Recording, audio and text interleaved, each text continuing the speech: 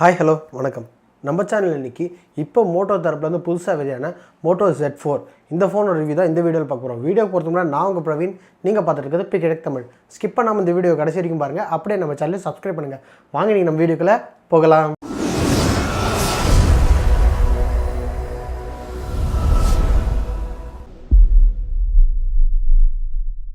Moto Z4 Moto தரப்புலேருந்து இப்போ வந்து மோட்டோ Z சீரிஸில் வந்து முறையாக வந்திருக்கிற ஒரு மிட்ரேஞ்ச் செக்மெண்ட் ஃபோன்னு இதை சொல்லலாம்.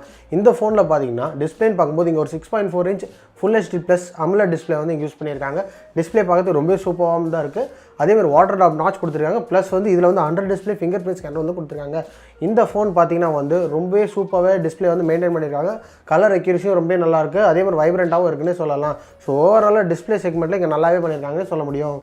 பர்ஃபார்மன்ஸ்னு பார்க்கும்போது இந்த ஃபோனில் வந்து இப்போ புதுசாக லான்ச் ஆன மிட்ரேஞ்ச் செக்மெண்ட் ப்ராசரான Snapdragon 675 அப்படிங்கிற ப்ராசர் வந்து இந்த ஃபோனில் வந்து யூஸ் பண்ணியிருக்காங்க.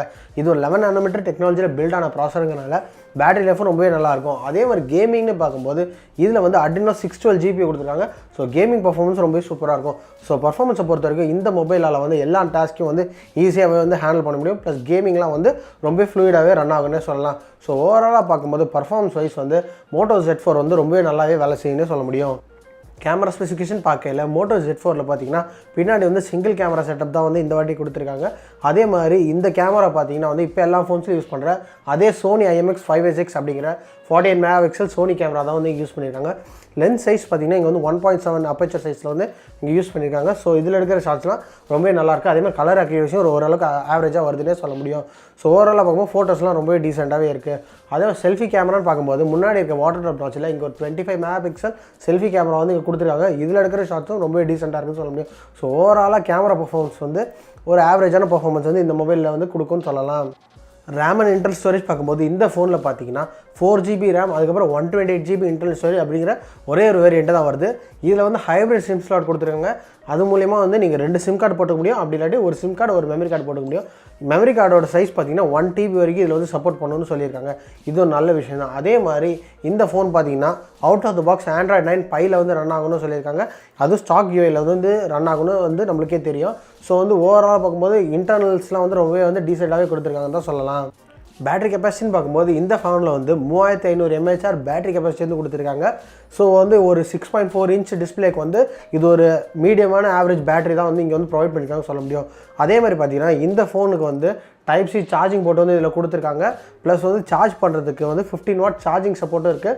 சார்ஜர் பாக்ஸில் இன்க்ளூடும் பண்ணியிருக்காங்க. இது மூலியமாக வந்து பேட்டரி வந்து வேகமாகவே சார்ஜ் பண்ண முடியும். ஓவராலாக பேட்டரி பர்ஃபார்மன்ஸ் வந்து அபவ் ஆவரேஜாக தான் இருக்கும்னு எதிர்பார்க்கலாம். ஸோ பேட்டரி லைஃப் வந்து இங்கே வந்து ஓரளவுக்கு மெயின்டைன் ஆகும்னு சொல்ல முடியும். மோட்டோ மோட்ஸ் அண்ட் ஃபீச்சர்ஸ்னு பார்க்கும்போது இந்த ஃபோனில் வந்து எல்லா மோட்டோ மோட்ஸும் வந்து இந்த மிட்ரேஞ்ச் செக்மெண்ட் ஃபோன்ஸில் வந்து சப்போர்ட் ஆகும்னு வந்து சொல்லியிருக்காங்க.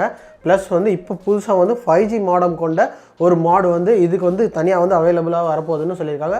அது வந்து $200 வந்து அவைலபிளாக இருக்கணும்னு சொல்லியிருக்காங்க. இது ஒரு நல்ல விஷயம் தான். ப்ளஸ் வந்து இந்த ஃபோனில் பார்த்தீங்கன்னா வந்து OLED டிஸ்பிளே யூஸ் பண்ணியிருக்காங்க. Under display finger print scanner கொடுத்துருக்காங்க. டிஸ்பிளே பார்க்கறது ரொம்ப சூப்பராகவே இருக்குன்னு சொல்ல முடியும். ஸோ இந்த மாதிரி நிறைய ஃபீச்சர்ஸ் வந்து கொடுக்குறாங்க. ப்ளஸ் வந்து 3.5 mm ஹெட்ஃபோன் ஜாக் வந்து இந்த ஃபோனில் ரீடைன் பண்ணியிருக்காங்க. ஸோ இது ஒரு நல்ல விஷயம்னே சொல்லலாம். கடைசியாக விலைன்னு பார்க்கும்போது மோட்டோ Z4 வந்து பார்த்திங்கன்னா சுமார் €500 வந்து லான்ச் பண்ணியிருக்காங்க. இந்த வந்து இந்திய மதிப்பில் கன்வெர்ட் பண்ணும்போது சுமார் 38,000 அப்படிங்கிற விலைக்கு வந்து லான்ச் பண்ணியிருக்காங்க.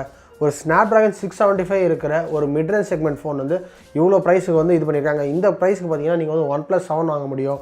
அப்படி இல்லாட்டி வந்து Redmi K20 வாங்க முடியும், K20 Pro வாங்க முடியும். அப்படி இல்லாட்டி வந்து Nubia Red Magic 3 இந்த மாதிரி கேமிங் ஸ்மார்ட் ஃபோன் எல்லாமே ஃப்ளாக்ஷிப் ஃபோன்ஸாகவே நீங்கள் வந்து வாங்க முடியும்.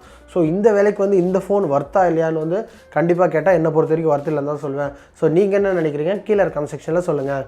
ஸோ அவ்வளோதான் இந்த வீடியோ. இப்போ பார்த்தா இந்த மோட்டோ Z4 ரிவ்யூ வந்து உங்களுக்கு பிடிச்சிருந்தா லைக் பண்ணுங்கள், ஷேர் பண்ணுங்கள். கீழே கமெண்ட் செக்ஷனில் உங்களோட கருத்துக்களை மறக்காமல் சொல்லுங்கள். மேலும் இதே மாதிரி டெக் அன்பாக்சிங் மற்றும் டெக் ரிவ்யூஸ் தெரிஞ்சுக்கிறதுக்கு பிக் தமிழ் சேனலை சப்ஸ்கிரைப் பண்ணுங்கள். கூட இருக்க பெல் ஐக்கனை தட்டி விடுங்க. இதே மாதிரி இன்னொரு வீடியோவில் நான் உங்களை சந்திக்கிறேன். அது வரைக்கும் பாய்.